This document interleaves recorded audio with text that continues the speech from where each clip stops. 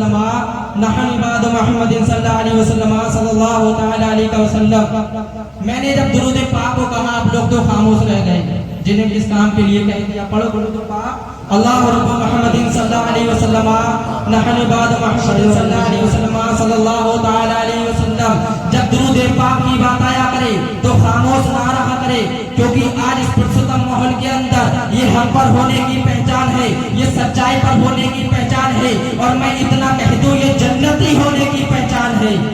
آپ کہیں گے کیف رضا پریلوی اتنا بڑا دعویٰ کر دیا کہ یہ جنتی ہونے کی پہچان ہے. میں کہتا ہوں امام زین العابدین کی بارگاہ میں آؤ.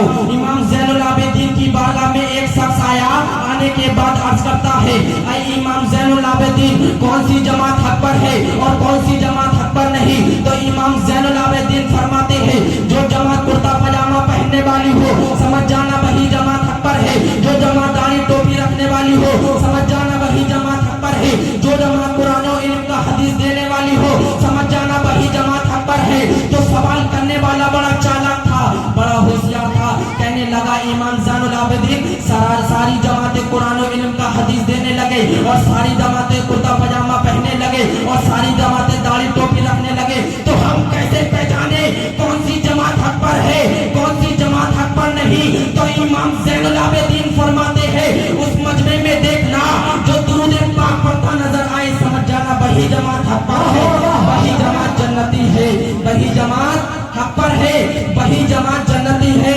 اسی لیے شاعر کہتا ہے کہ روزی خدا نے دی ہے خلاف مصطفیٰ ہے, کہ روزی خدا نے دی ہے خلاف مصطفیٰ ہے. یہ دنیا ہے یہ خدا کی چلاتے مصطفیٰ ہے, یہ دنیا ہے خدا کی چلاتے مصطفیٰ ہے. پڑھ کر باوضو تم سو جانا, میں نے سنا ہے کہ خواب میں آتے ہیں مصطفیٰ, میں نے سنا ہے کہ خواب میں آتے ہیں مصطفیٰ. اور کتنے امیر ہو کر بھی طیبہ نہ جا سکے, جاتے ہیں وہی جن کو بلاتے ہیں مصطفیٰ, جاتے ہیں وہی جن کو بلاتے ہیں مصطفیٰ. حضرات آپ تو اتنا خاموشی کے ساتھ سن رہے ہیں, تھوڑا بیدار ہو کر سنیں, کیونکہ آپ جلالی شاہ میاں کے عرس میں آئے ہیں, کسی ایرے گہرے کے عرس میں نہیں آئے ہیں. اگر یہی نیتا کی محفل ہوتی آپ کہتے جیتے گا بھائی جیتے گا, سائیکل والا جیتے گا, جیتے گا بھائی جیتے گا, پنجے والا جیتے گا, جیتے گا بھائی اوکھری والا جیتے گا. ارے کربلا کے میدان میں جب نعرہ لگایا تھا کہ جیتے گا بھائی جیتے گا, آمنہ کا لال والا جیتے گا. حضرات سبحان اللہ بولتے رہا کرو, جب آپ سبحان اللہ بولو گے تو عرش اعظم ہلنے لگتا ہے. فرشتے بولتے ہیں عرش اعظم کیوں ہل رہا ہے, فرشتے بولتے ہیں عرش اعظم کیوں ہل